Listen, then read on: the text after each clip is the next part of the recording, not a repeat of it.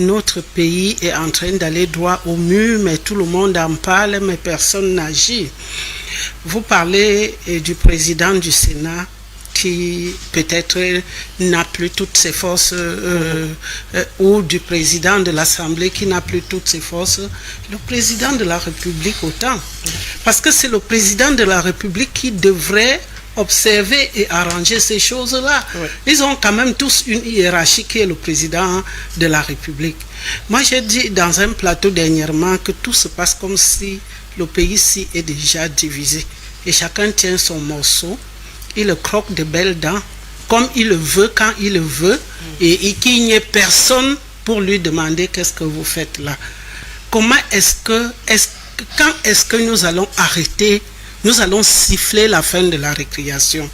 Si le parlement d'un pays devient une rigolade, on y va en étant sûr que le président ne sera même pas là et qu'on ne peut pas prendre des décisions, ou alors il va être là juste pour le faire valoir parce que ses capacités physiques ne lui permettent plus de faire certaines choses.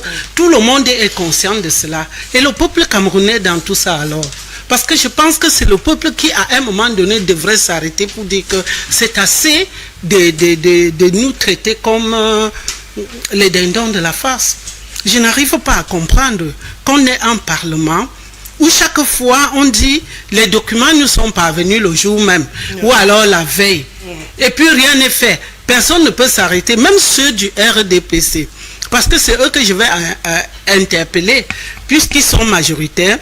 C'est eux qui font la loi. Si les autres décident d'arrêter de travailler, ils vont continuer et avec la majorité qu'ils ont, on va toujours faire passer les travaux de cette session-là. Moi, je pense qu'il est grand temps que chaque Camerounais, quel que soit son bord politique, prenne conscience que nous sommes en train de faire du mal à notre pays. Que les députés du RDPC, eux aussi, s'arrêtent pour se demander quel lendemain pour nos enfants, pour notre pays. Pourquoi est-ce que c'est toujours les députés de l'opposition qui vont comprendre que vous ne pouvez pas nous appeler de venir valider des textes qu'on n'a pas lus? Par exemple, oui, on a dit qu'ils vont parler du problème de nos eaux, ce qui se passe à la reconstruction ou machin truc. On a toujours demandé, pourquoi nos députés ne demandent pas qu'on n'engage pas à reconstruire une guerre qui n'est pas finie?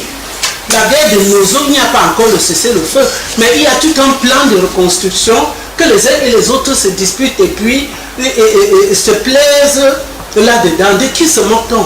Est-ce qu'on va toujours se moquer des Camerounais comme ça? Il faut un jour qu'au Parlement de ce pays, quel que soit le bord du député, qu'il se lève pour dire qu'il y a quelque chose qui ne va pas.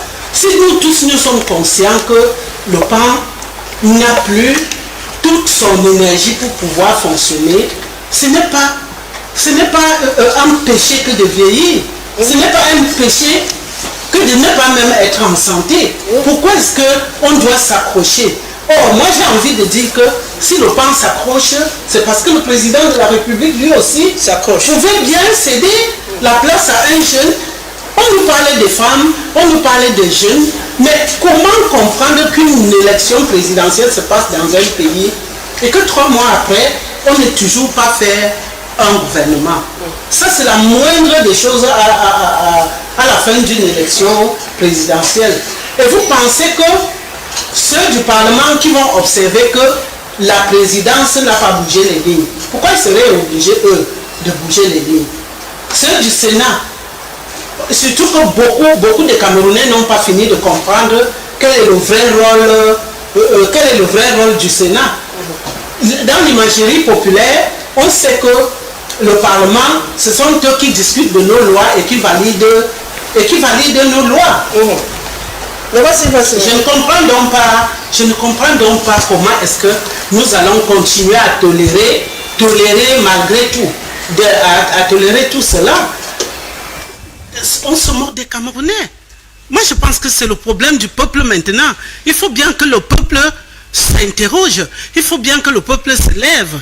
Nous, de la société civile, on ne nous écoute même pas. On n'a pas une voix là-bas. Pourquoi pas dans le Parlement, on pouvait donner une voix à la société civile? Par exemple. Vous dites que les députés sont morts et on ne les a pas remplacés. Mais les ministres sont morts aussi. La nomination, la simple nomination, on ne les a pas remplacés. Ça veut dire qu'il y a statu quo.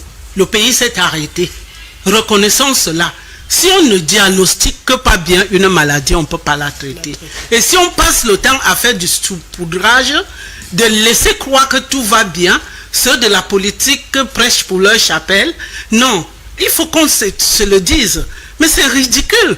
Comment est-ce que dans un parlement ne peut pas avoir un président vigoureux? Comment est-ce qu'un parlement ne peut pas s'arrêter en disant qu'on a quand même 20 qui manquent d'entre nous? Comment est-ce qu'on va continuer à faire? Et les populations représentées par ces 20-là sont des orphelins maintenant, au vu au su de tous, et personne ne dit rien. Enfin, moi j'ai envie de comprendre, je veux bien faire de la politique, mais je n'arrive pas à voir par quel bout je cerne ces choses. Je ne sais pas comment on vit dedans. On dit tous les jours les mêmes choses. Et les mêmes choses, personne ne bouge. Et personne, pire encore, une opposition qui ne veut pas se mettre ensemble. Il est bien vrai que même en se mettant ensemble, il ne ferait pas la majorité au Parlement. Il ne ferait pas le poids. Mais il pourrait quand même se faire entendre. Il pourrait quand même drainer avec les populations qui est avec eux. Parce que quoi que l'on dise, quoi que l'on fasse, le pouvoir est au peuple et non à ses dirigeants.